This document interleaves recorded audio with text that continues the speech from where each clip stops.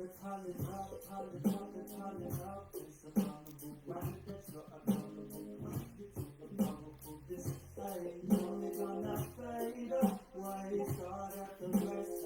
It's Isaac Chambers. Communicate. That's what we're gonna do. Communicate. What's up, Steve? What's up, Drew? What's up, what's up, what's up, what's up, what's up? See if the room fills up a little bit. Maybe I can invite a couple people. I'm gonna go to that little spot.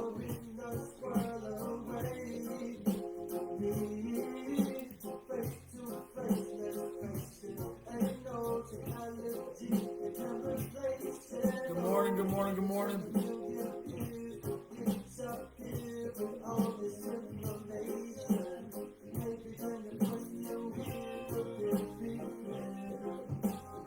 We got 8 viewers. That's a great number. Looks like eternity to me. I don't own the rights to that music. That is Isaac Chambers Communicate. Check him out. Good stuff.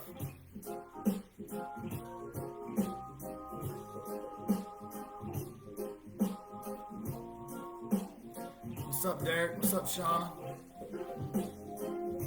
What's up, what's up, what's up? If you're on here, give me a what's up. Hello. Love you all. I'm going to share, like I always do, things I'm experiencing now. And learning and growing constantly, which is amazing.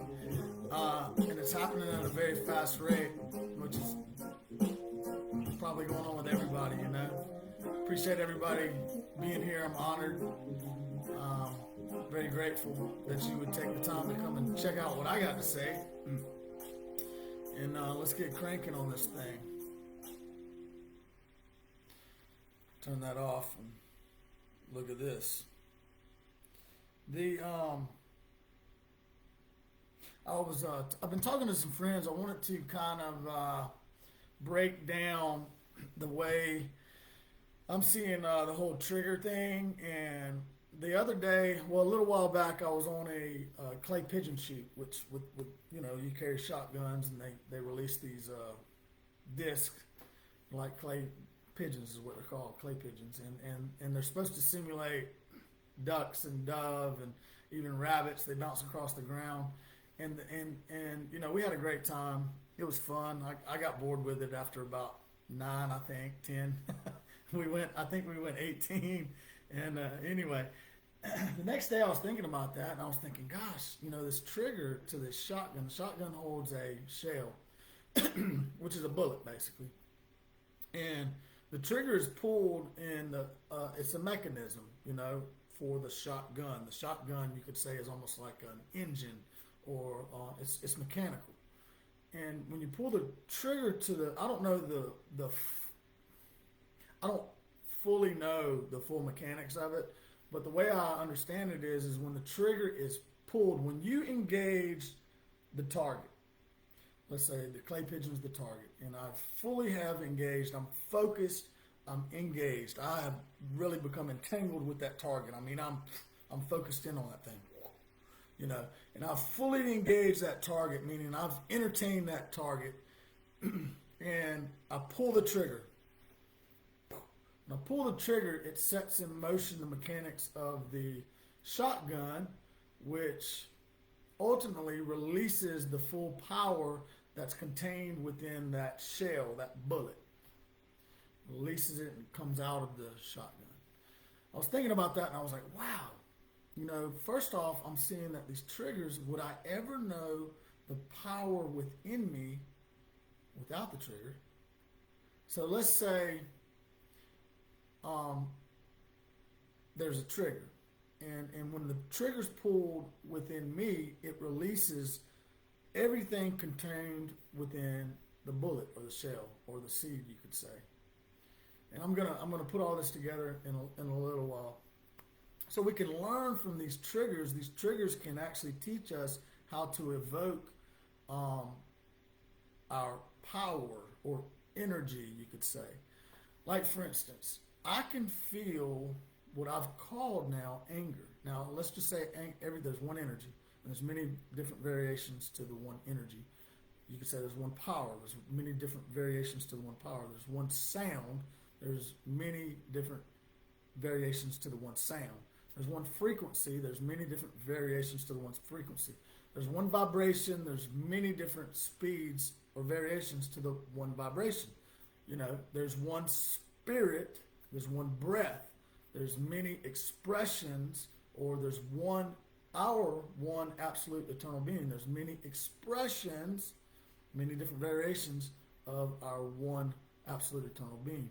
There's one light that enters a prism, basically, and refracts, and there's many different variations or many different colors that are all one of the one light. Sound is working. Awesome. Hey, Monica. Hey, Christopher, Jasmine. Hey, Sean. Good morning. Good morning. Love you all. Love you all. Love you all. Learning from these triggers now is what we're talking about, though. So I was relating this shotgun to, you know, if the trigger's never pulled, the power within that shotgun it wouldn't be released. The trigger sets in motion all the mechanics within this shotgun that's containing this bullet that contains all this power, gunpowder, and it ignites, and out the end it's released and it hits the target. Okay. So when I actually put this on Facebook, so in a bunch of different, everything I talk about I've put on the Facebook and in a bunch of different little posts. And starting tomorrow from 4 to 5, and I'm almost, we had close to 60 people. We had 60 people actually show interest in the classes that we're going to be doing, and these which will be starting tomorrow from 4 to 5, and we'll do them through Zoom. Still got a little room. If anybody's interested, message me, send me your email, and I'll send you an invite. My Zoom holds like 100 people, so we'll see how that goes, and we'll get better as we go. Thinking about maybe switching to Restream and that kind of thing. But so once the perceived target, once the target is fully engaged and the trigger is pulled, all of the power within the bullet, all things are set in motion. They're already there, the pattern's already there, the mechanics are already set in motion to release the full course or the full power that's contained within the bullet. Okay, so once we perceive, now this is the way it works. This is the way I'm seeing it. From the time we're in our mother's womb, and even we're probably even picking up on the full database, you know, as we become aware, I really believe we're becoming aware of, because we're one, of the full database of the subconscious, which is like a database of every occurrence, you know, everything, every limiting thought and belief, every, you know, all these things that we believe to be true, which is, you know, ultimately a belief system. So from our mother's womb, we are being taught by our environment. We're in this state of hypnosis, all the way up to, they found out, like 6 or 7. It's the brain waves. I think it's maybe gamma, but anyway, don't quote me on that. Go check it out for yourself. So we're in this state of in our mother's womb, so we'll be prepared for the environment we'll come into. So if we're coming into a very, what you would call, harsh environment, you want the child to be prepared for that, right? If we're coming, you know, whatever the environment is. And so we're learning from our environment. We're learning from every occurrence that happens throughout our life, even up to now. And in every occurrence, we're learning good and evil, basically. We're learning dualism in a way, but we're learning visibility. We're embracing the external visible world. That's why our 3-year-olds run around and they get into everything. They're checking everything out. That's why they break stuff. They want to see how everything operates. They're learning to embrace and to experience this visible world that our eyes have been opened up to, has been unveiled to us, right? So there was a letting go of the condition or the experience that we transitioned out of. So we transitioned from one condition into another condition. The other condition was unveiled. So the new condition has to be it's fully embraced. So starting from our mother's womb, we've been learning, and when we're taught and we fully embrace and experience and we judge it as good and evil, it becomes a memory. We judge it as good, or we deem it as either a good experience or we deem it as a bad experience. Now, the thing about these experiences, the same person or two people can have the same experience, and one can deem it as good and one can deem it as bad. Same experience, same energy, same experience, same occurrence, you could say.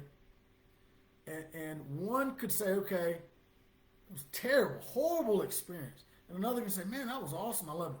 Take, for instance, a roller coaster ride. I love roller coasters, man. I could ride them. I love them. They're fun. And I can go on that roller coaster and get to the end. I'm like, man, that was amazing. Jumping out of a plane, amazing. Rappelling from helicopters, amazing. Playing rugby, intense, amazing. But another person might ride that roller coaster and say, scariest thing I've ever done. I hated it. It was terrible. Same roller coaster, same experience, being perceived in two different ways. So, from our mother's womb, we're accumulating all these memories where we have judged and deemed and decided. We've actually been taught how to weigh and measure things according to whether they're good or whether they're evil. Now, this is a package deal. Remember, it's the same occurrence. Good and evil is one and the same. And this can all be dependent upon the environment you're born into, your family's beliefs, the religion that they're associated with, the country that you're living in, even the state and the culture and all that thing, your family's history, the traditions that's been passed down and that's being taught, it's all memory.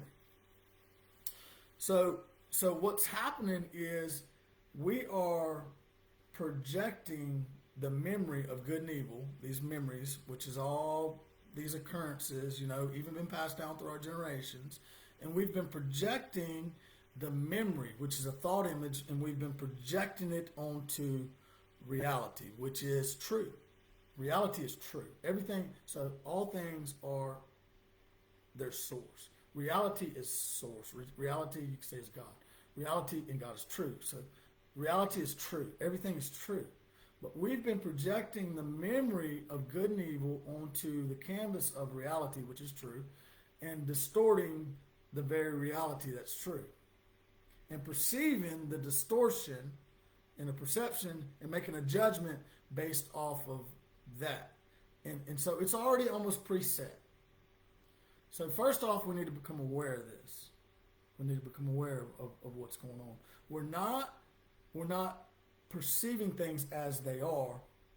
We're perceiving things based upon a past occurrence. And it's distorting the truth, which is the very definition of an illusion. An illusion is the misrepresentation of reality.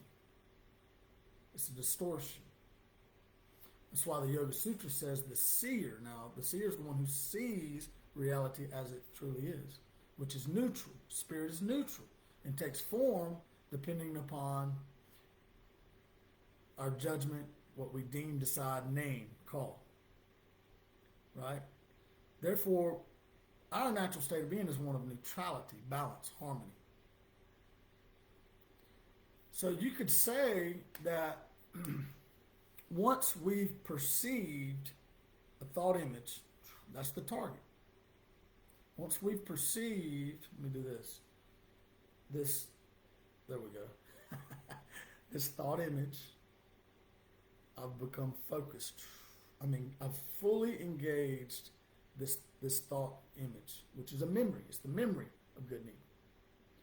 So I'm having a present experience, which is just true. It's just an experience. It's a present experience that I'm perceiving. I'm projecting a memory, which is a thought image, onto the present experience, and I am perceiving it upon the past, and judging it based upon the past occurrence. See, so once the perceived memory, which is the target I'm projecting, once the perceived memory is fully engaged, I've fully engaged this. I'm focused on it. I'm in the program. I'm fully engaged in this thought image, this memory of a past occurrence, distorting the truth, distorting reality, the present moment, because I'm in the past, right? Once I've fully engaged this memory and the trigger's been pulled, the mechanics are set in motion. So the chemicals are being produced. You can feel the very energy we've been resisting, especially when it comes to things that we've deemed as bad. So the things that we've deemed as bad or traumatic, and we call things like anxiousness or anger or rage or depression or fear, or all these names we're calling the many different variations of energy. So we resist those, and it becomes suppressed, which creates blockages in our different energy centers throughout us. So this needs to be clear, right? We need to be free. It needs to be free flowing. So along comes life and the universe, which is bringing us these mirrors, these occurrences that are triggering us or reminding us of the memory, the limiting thought and belief that we actually need to free ourselves of. Hope that made sense. So once the trigger is pulled, once the memory, the target is fully engaged, the trigger is pulled, everything that's within that memory that we projected, which is like a seed, it's a bullet. It contains every emotion, feeling, the full gamut of everything that went down with that memory. You'll find that you reacted the same. So let's say something happened to you when you were a 3-year-old or a 5-year-old, or where and you judged it, man, that was bad. You pitched a fit. You didn't get your way. It was you deemed it as bad. You embraced it as this evil thing, this bad traumatic event. You pitched a fit. That's what kids do, right, to get their way. Well, now you find yourself as an adult, and you're projecting this same memory of a past occurrence onto the present reality, and you fully engage this image, this projection, this distortion of reality, and the trigger's pulled, and everything that's in that package deal of that memory is released. It's released. You're in the program. You're off and running. So you'll find that you react like a little child. Pitch fit, cuss, raise your voice, because we learn that we can manipulate and control situations we think we can. When we raise our voice, I'm good at that one. I don't do it as much as I used to, but it still rears its head every now and then. And I'm going to give you some examples that'll simplify this. And so the full thing everything starts to come out. You'll feel the same emotions, the feelings, the guilt, the shame, all this stuff. You refill it all because the trigger's been pulled and everything's been set in motion. Awareness is key. Awareness is key in all this. And to be aware means to be present. And to be present means to be in the heart. And the heart is like the bridal chamber. It's the expanse. It's the birthing place. It's the womb of creation. It's where the sound is put off that frames up the reality, our reality, right? The heart is the place in between the feeling and the thought, which are all one and the same. Now they're there. So this is the way I see thought images. We can move from two places. We can move from memory, the memory of good and evil, or we can move from inspiration or intuition, divine idea, which is to be present. Both seem to be thoughts or ideas. One is the memory that we could say started at our mother's womb and passed down through the traditions. The other one we could also say is to remember too, because let's also remember that the reason we are co-creators is because we created everything as one. Every idea is already there. Remember, the field of love is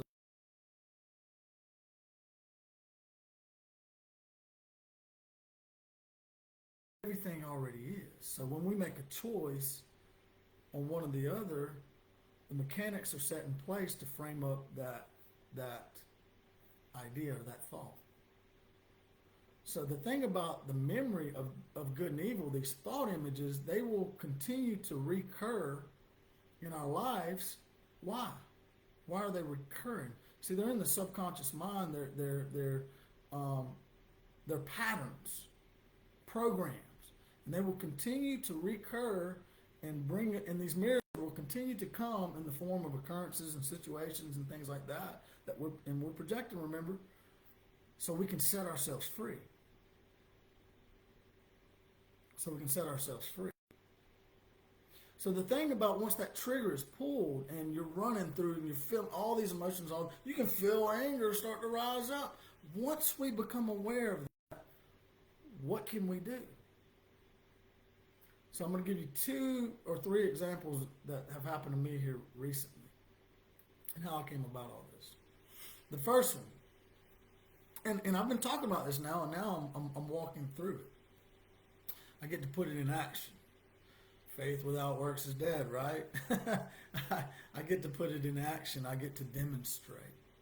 Because without the demonstration, I'm just giving you intellectual knowledge.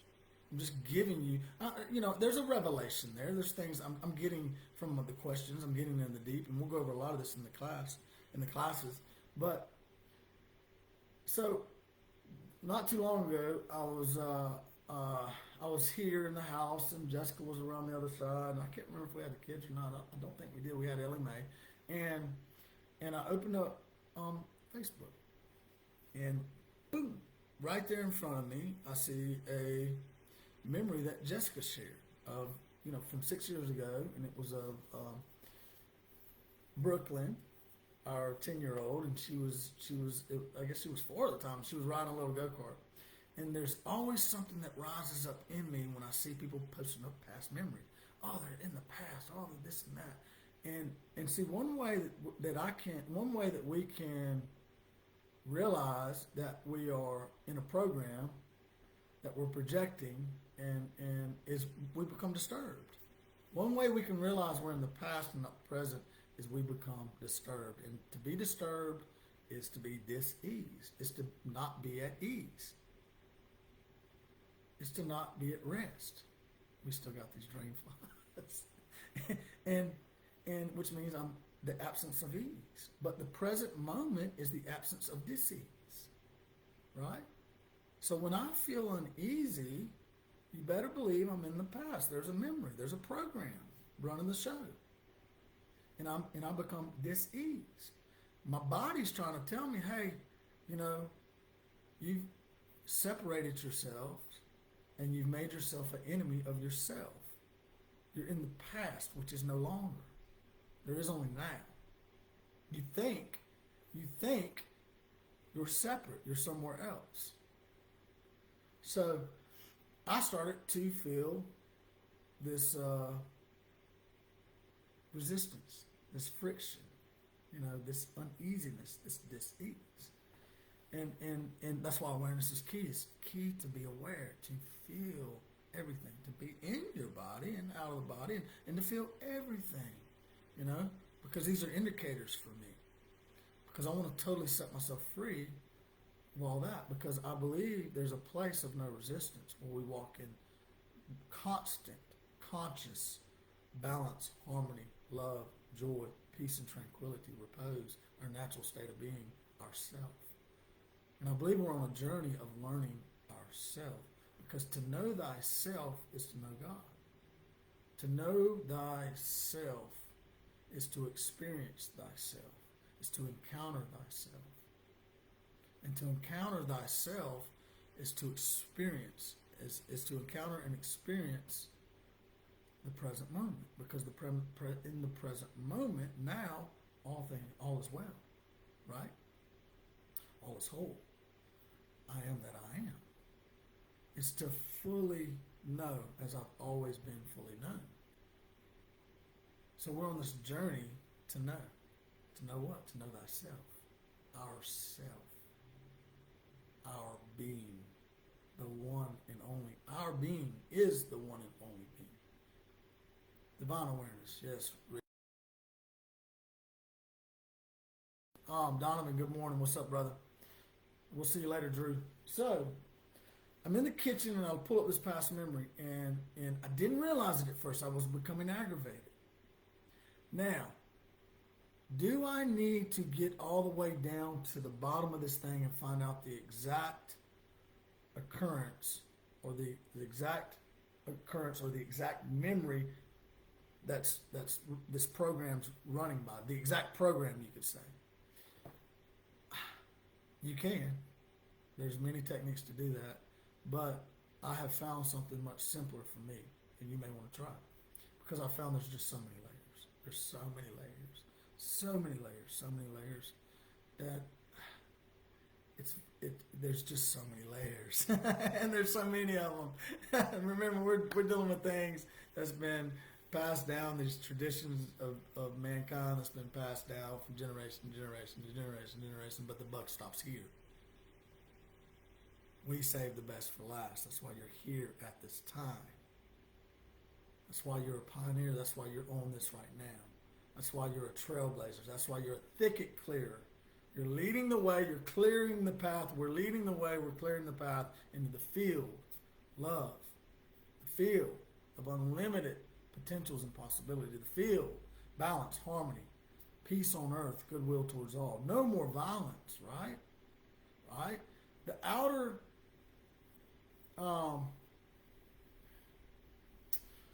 violence, the outer contradictions, the outer competition, the outer conflict is because of the inner turmoil. And the inner turmoil is because we are still resisting the truth. And to resist the truth means we still do not fully know ourselves. It's still unrecognizable. This is why Jacob wrestled with the Lord, divine light. Jacob wrestled with his self, ourself, all night until he was blessed, right? He got the blessing. What's the blessing? To know thyself. And what's to know thyself? To be present. And he never walked the same. And even his name was changed to Israel. There's lots of meanings to that, but basically, let me boil it down. Israel. It's to fully know the Christ, which is the unique expression of our one being that is you. And collectively, it is the one idea or the unique expression of our being in, through, and as a body, humanity, where every part is operating as it should, fully in its full potential and full capacity. So, in this moment, I'm on the phone, and I first thing that comes up is this memory. Boom. So I'm seeing it for a reason. The universe has brought me a mirror, right? And this mirror is pointing me to a program or a limiting thought and belief that's limiting a unlimited being, ourself. That's because I'm in the past. There's a past occurrence that I'm projecting onto the current reality. And then I noticed that her ex-husband is tagged in the past memory that she shared. And all of a sudden, these thoughts come up saying, okay, why would she post that up? Does she want him to notice this? Is this, see, the my always thinking mind, it is a problem solver.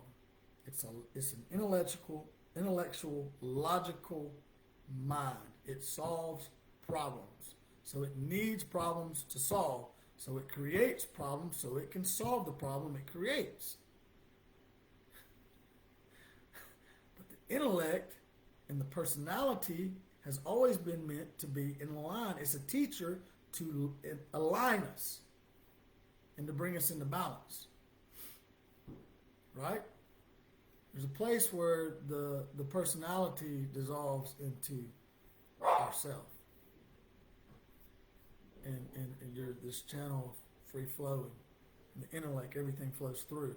It's not coming this way so much, it's all coming from inspiration and intuition. So, but in this place, normally what I would have done is went right to her and said, hey, this is bothering me, and this is okay to do this because we're learning now. This is bothering me. Why did you do this, this, and this? So right there, I'm saying what you did is bothering me.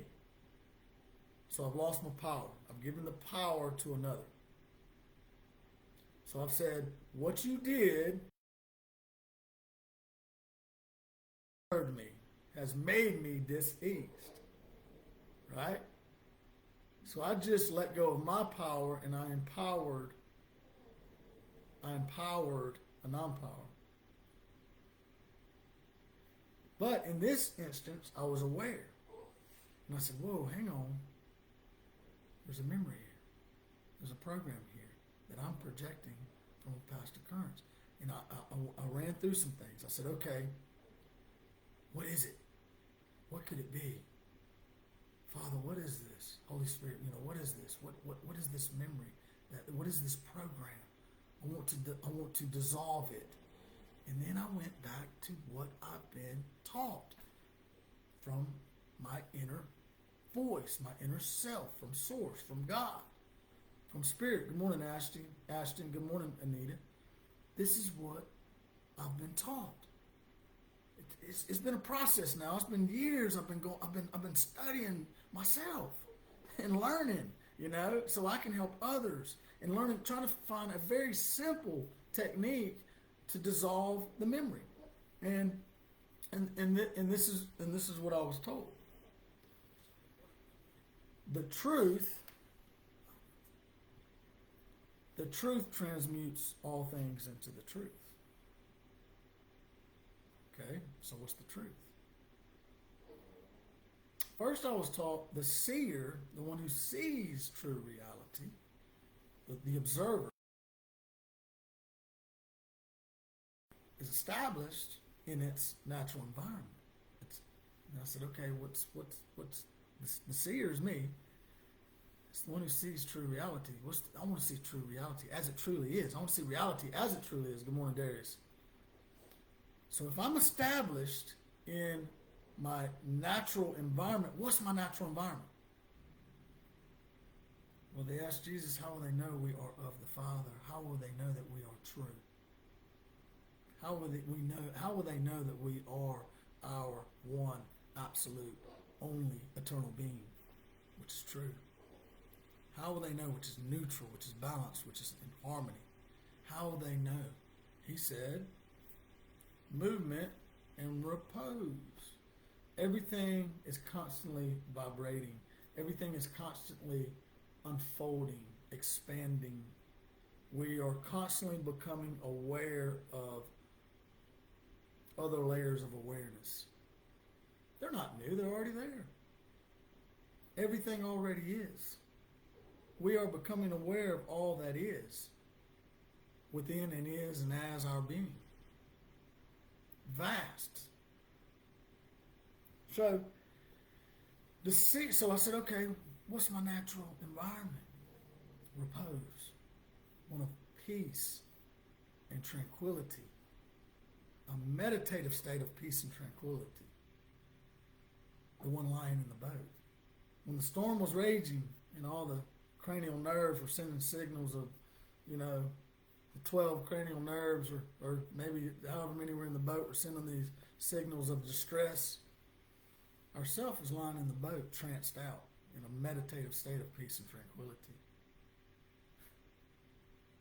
which calms the storm. Mountains melt like wax in my presence. Where is my presence? It's present now. So I'm in this thing and I'm going, okay, where's the memory? What's this? And then all of a sudden, oh, you remember. The truth transmutes all into the truth. The truth dissolves everything into the truth. Well, what's true? I am. Well, where am I? Who am I? I am our presence. Well, where is my presence? Where's the experience, the encounter? It's in the present.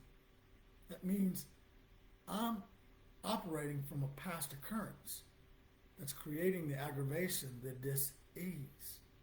Because all ease, the absence of ease, is in the present. Which means I've been projecting a past memory, a thought image, onto the present reality, which is true, distorting it, which is creating the inner turmoil, which is being reflected as a mirror as outer conflict, which is pointing me to the limiting thought and belief, the memory, the program that is creating the inner turmoil or the incoherence or the instability within. And when my inner environment is unstable, my atoms, my cells, my nations, who are constantly seeking an environment of stability, which is the definition of homeostasis. Everything's constantly seeking balance, stability. Inside, outside, it's one and the same. And when I don't have that balance, that stability, meaning my inner environment is in turmoil, is unstable because I still don't fully know myself, I'm not settled, I'm not present. I'm in and out, moment by moment. My atoms, that which are basically, if you go on down, you get down to molecular atoms, and then you get down into the electrons, groups of force, and then you get past that, and you get down to our being. Christ is all, right? Substance, essence, the all, our being. This being that lies beneath all things and is all things. Present, truth, neutrality, balance. So what happens though is when this environment is unstable, these atoms who are constantly seeking an environment of stability break down into smaller forms of life, producing more life. Not death, but we age, we break down all these things. Till we all come to the knowledge of God, the knowledge of thyself, right? To know thyself. Till we all come to the unity of the faith. Faith is the substance that underlies all things. We're unified by this substance that we all, the all, our being. Till we all come to the perfect mankind, which is perfect is till we all come to operate at full capacity, at our full potential, till we all come to the fullness of the Christ. It's till we all come to this, you could say, I'm going to say individually, till we all individually, personally, come to know and fully embrace the unique expression that I am, the unique expression of our being that I am, and then we all as a collective body embrace the unique expression, the one idea of our one absolute eternal being in, through, and as a body, humanity. So in this place, I'm going, okay, the memory, what is it? Then all of a sudden, boom, the thought, the voice becomes very clear and says, it's the truth that transmutes all things into the truth. Don't you remember? I've already taught you this. Be still and know. Be present relax, be present, be still, freeze time, and experience our being. Get to know thyself. Experience the silence, the peace, the tranquility. And guess what happens in that place? So I tested my theory, and I've been testing it. When I become aware, I relaxed right here. It took maybe a minute, and it's getting easier and easier. I simply relaxed. Slow breath in. All the energy runs up the back of my spine. I turn my focus to myself, and I experienced peace and tranquility. Well, guess what went away? The dis-ease. It dissolved. Did it really dissolve? Was it ever really there? No. I simply became aware of what's true. Then I said, okay, let me test it. I went back and looked at the same picture, looked at the same post, read it, saw the same thing. No disturbance at all. Did not faze me. I'm present now. Mountains melt, dissolve like wax in my presence, in the present moment, which is true. Now, I'll give you another example. I'll give you two examples. I'm going to be very transparent. About a month ago, we had went out to celebrate, and we had had some beers, probably a few too many actually. and I truly like to live clean. I don't like to put things in my body that dull my senses, dull my awareness actually. And because I've learned that when I'm not as aware, anything that dulls that awareness, I become very hyper emotional. I become hypersensitive to situations and occurrence outside that seem to be outside of me, you know. And so we went out to dinner, and not a few too many, just enough where our senses got dull. And we got in a conversation on something, and me and Jessica, and we both were triggered, but I noticed the next morning when I was reflecting on the whole situation. So I got triggered. The situation went down, and I noticed the next day anyway, I immediately closed off. I said, nope, this has happened before. I know exactly what this is. I'm not even going to engage it. Nope. And then, and as it went on, you know, of course, we were back and forth and this kind of thing. And she ends up getting out and walking off. The thought came to me, who is she to embarrass me in front of all these people? Now, this was my personality, the man personality, the very manly personality. What I've been taught anyway. And I go, who is she to walk out on me and embarrass me in front of all these people after I just paid for this nice dinner for her? The trigger was pulled. The reactions pitched a little fit. She pitched a little fit. My reactions, I pitched a little fit. I came outside. I even said something to her, pitched a little fit, raised my voice. Everything from the memory, the program was released. I felt it. I felt the anger. Then I felt the guilt. And then I felt the sadness. And then I felt the shame. And then, you know, all this that I'm calling this stuff now. Everything I went through before, I seem to have gone through it again.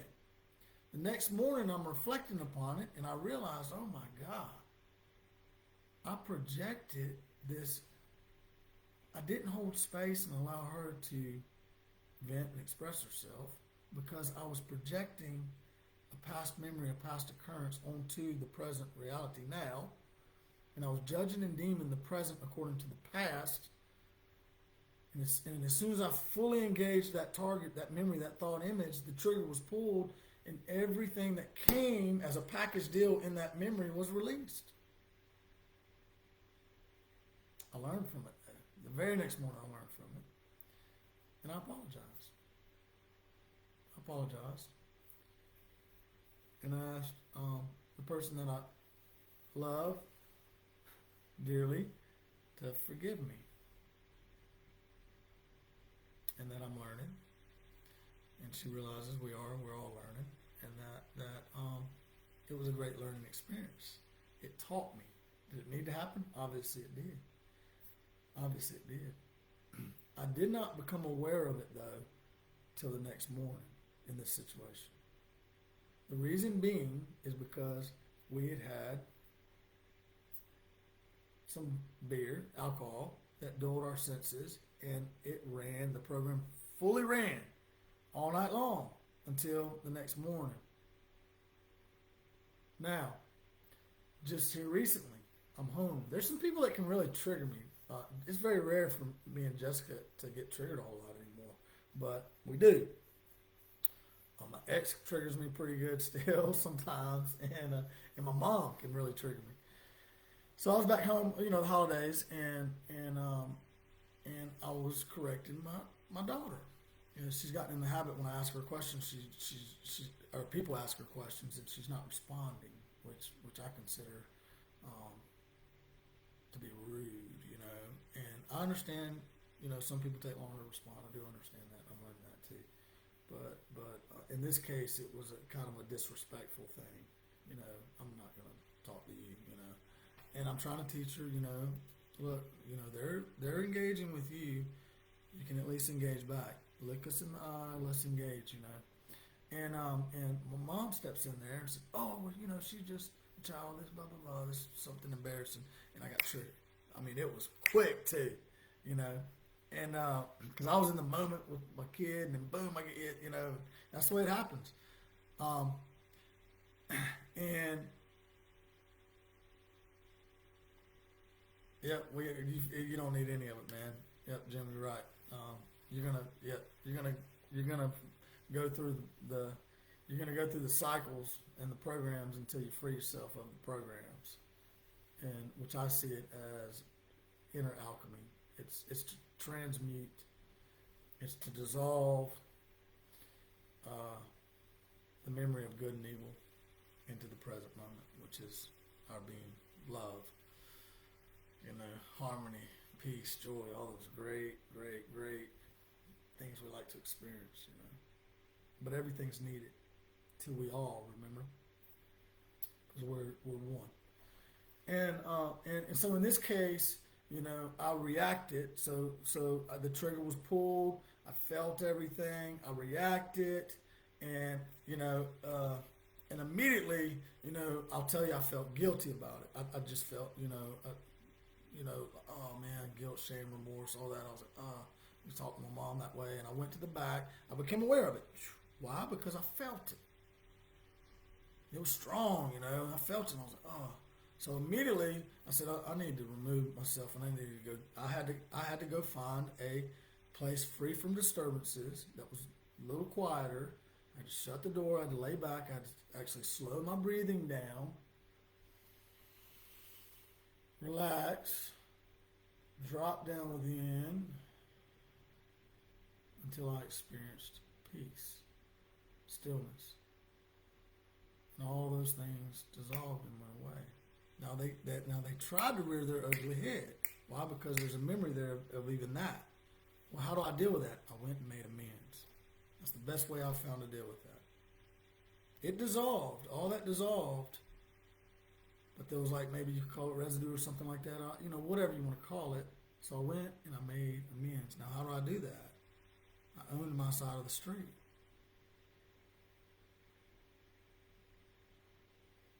Why? Because it was embarrassing to my mother, and my mother is me. I can feel it. I separated myself and made enemies with myself. I can feel it. I treated myself other than myself.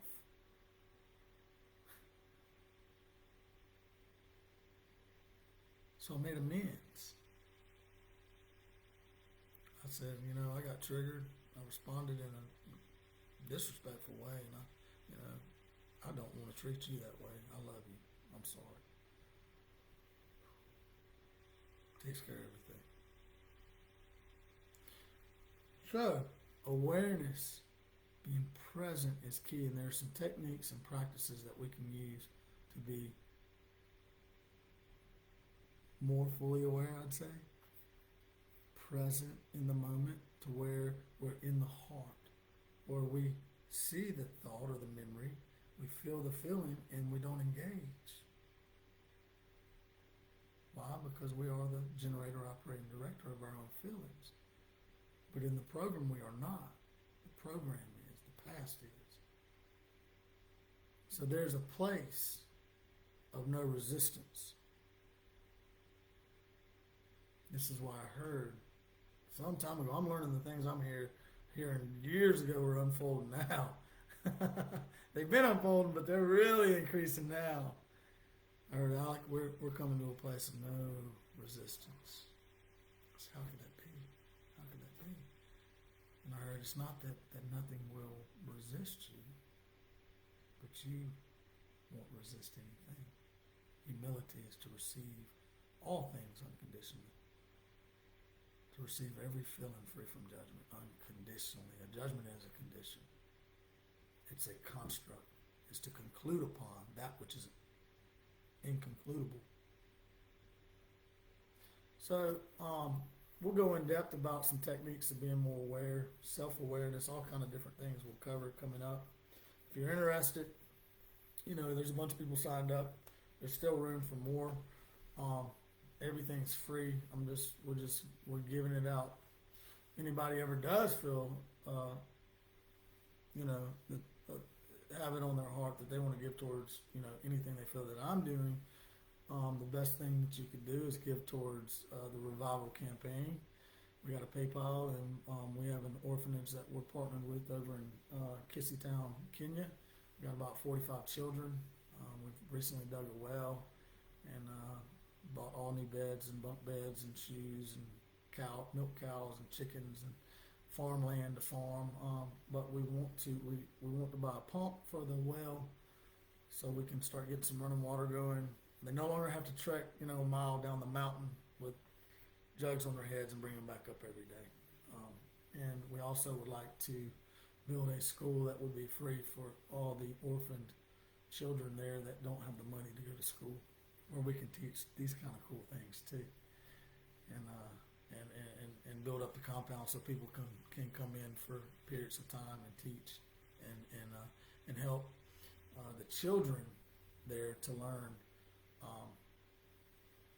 who we are and to experience our being and how to operate in different techniques of being and operating, really cool stuff. So if you're ever interested in any of that, message me. If you're interested in the classes coming up, message me. I need your email, and we'll get cranking tomorrow about 4. I hope this was helpful for y'all. As I learn, I'll just continue to share what I'm learning, and I'll share the experiences I'm going through too.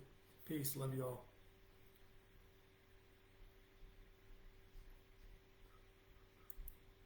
Yo, yo, yo.